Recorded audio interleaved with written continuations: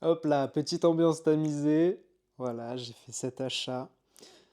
Ça donne une ambiance un petit peu détente, slash work hard, slash un peu podcast aussi, tu vois.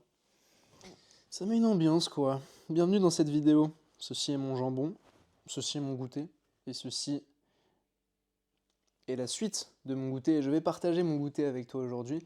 Et je vais te partager une problématique que un client à moi qui s'appelle Maël, donc si Maël tu passes dans cette vidéo, eh bien, spéciale dédicace à toi, car ça me permet de distribuer de la value à toi qui me regarde.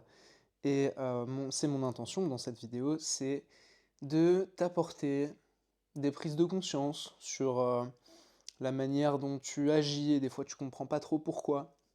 Et dans le cas de Maël, en fait, il s'est rendu compte que c'était un profil qui était vachement dans la performance.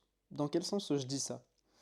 Je dis ça dans le sens où, et moi je l'étais aussi, je le suis encore, il y a une partie de moi qui l'est encore un peu bien évidemment, euh, qui est dans la performance et qui est vraiment accro à une sorte de validation extérieure, qui porte beaucoup d'importance au jugement des autres et au regard des autres.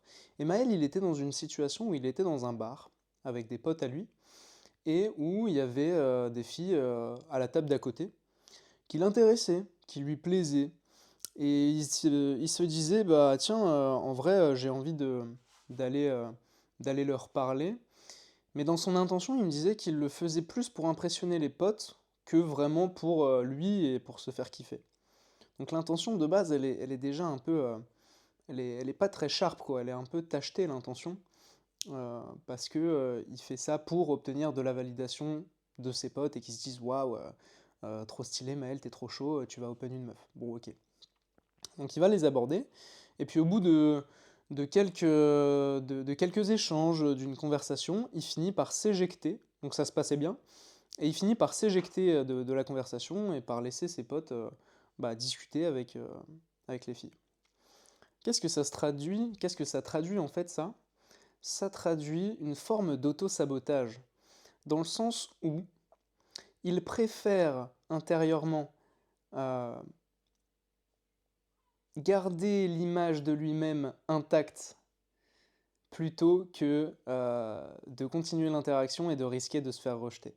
Donc en fait, il est tellement dans la performance et dans la fierté et dans la protection de son ego que finalement, et dans une intention aussi qui est pas très chère, parce qu'il fait pas ça vraiment pour lui, pour se faire kiffer et par curiosité de découvrir des nouvelles personnes, de découvrir si c'est des femmes qui lui correspondent, mais il fait ça plutôt pour valider sa propre image de lui-même.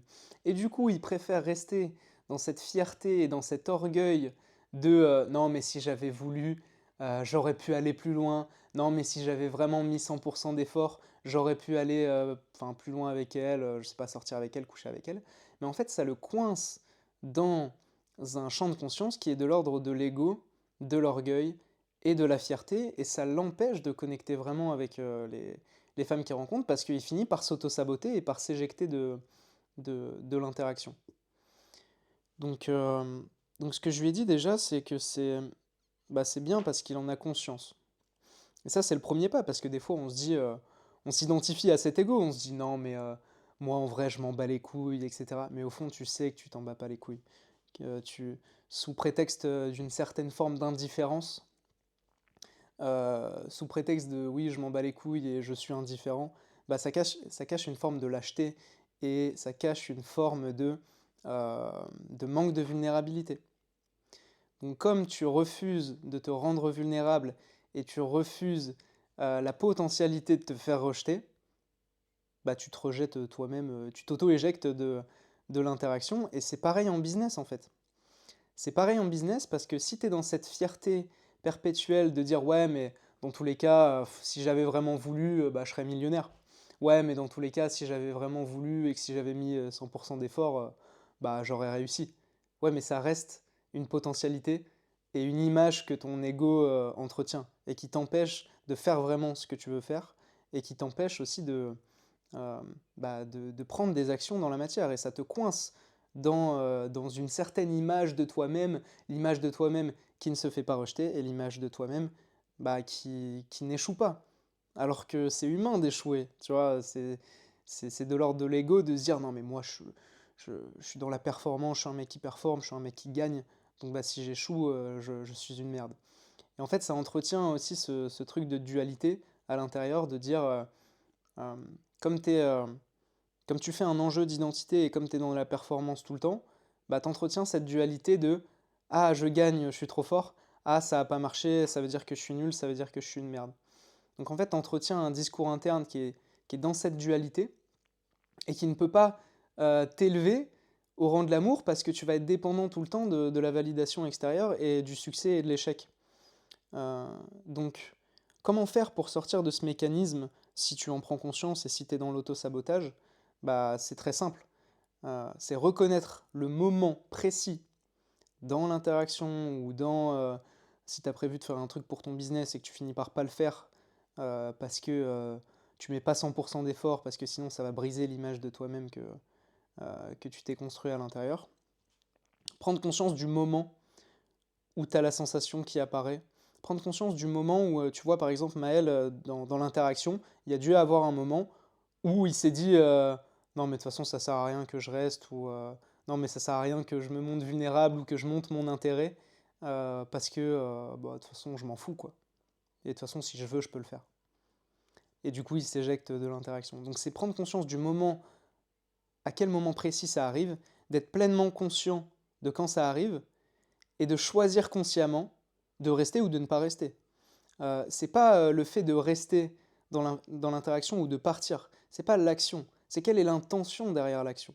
Quelle est l'intention derrière. Quel est le niveau de conscience derrière les actions que tu entreprends.